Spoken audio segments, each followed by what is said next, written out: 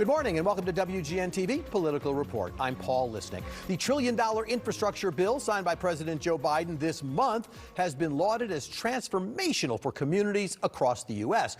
Yes, that money is supposed to help repave the roads you drive on, fix the bridges in your town, but it will also help improve the quality of your water and prepare for major climate events in the future.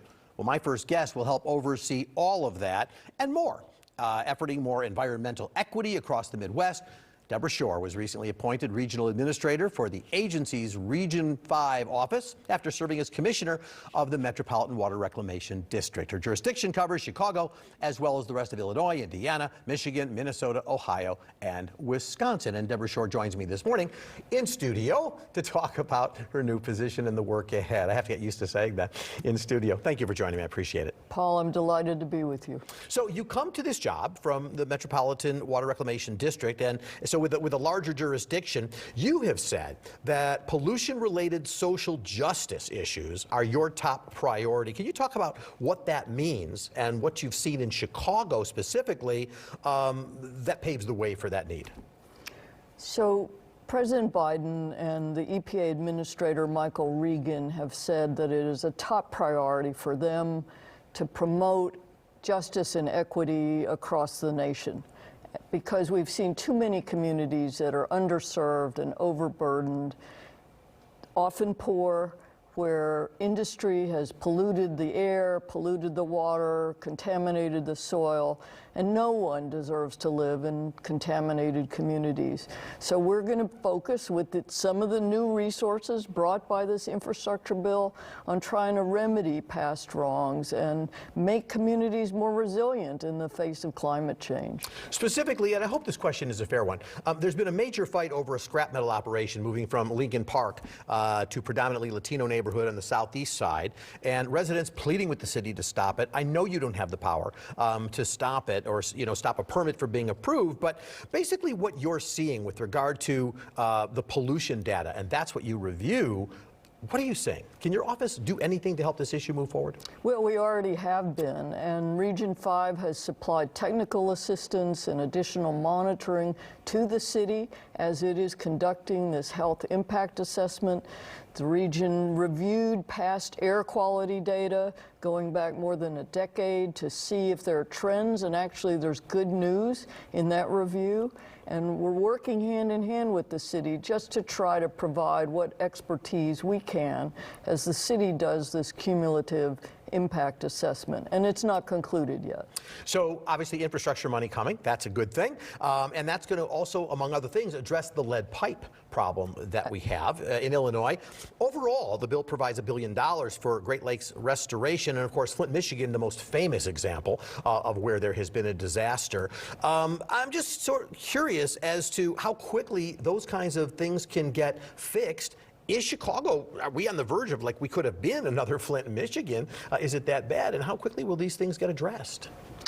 Well, they're already starting. Region 5 allocated almost $6 million to Benton Harbor, another community in Michigan that is seeing lead in the water, and Governor Whitmer there has pledged to replace the lead pipes in 18 months because the state of Michigan is also deploying resources, both from the CARES Act and the infrastructure bill. I don't know exactly how much will come to Chicago, but it will be a lot, and I bet the city is developing plans on how to deploy that to replace lead pipes. I'm sure your office is getting inundated with all sorts of requests and proposals, so can you share a little bit about how you would prioritize those? Well, EPA is going to be staffing up. This is a game changer, Paul, in terms of the amount of money that is being devoted to water and wastewater in our country. And there's a lot to do at small utilities to bring aging infrastructure up to speed, and as you said, replace lead pipes that are a problem for public health. And We don't know exactly yet. There'll be a lot of money for Superfund sites to speed the cleanup of those sites, as well as what are called areas of concern in the Great Lakes. So the president is committed to what's known as environmental justice. I'll need you to talk about that, define that a little bit. Not the first president to do so, but it's been decades of disinvestment, tough problems, and we're basically talking about a burden that goes on to low-income communities. So can you talk about what is environmental justice and how you plan to address it? Well, one definition that I like to use, and it's been used by the disability community, is nothing about us without us. It's time to listen to the people who live in those communities, because often the solutions to problems reside in the knowledge and welfare of those communities themselves. You've heard President Biden and Gina McCarthy and others talk about a whole of government approach.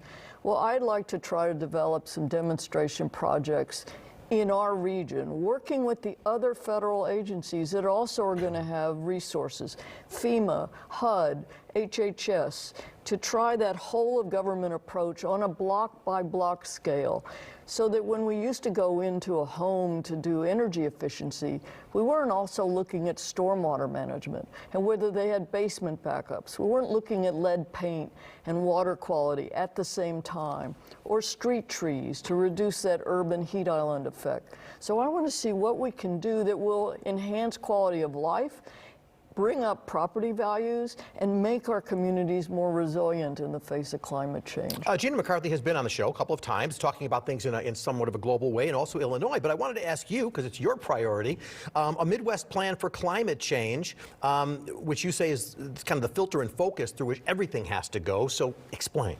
So the way climate change is expressing itself in our region is through these more intense rainstorms, less predictable, and through some droughts.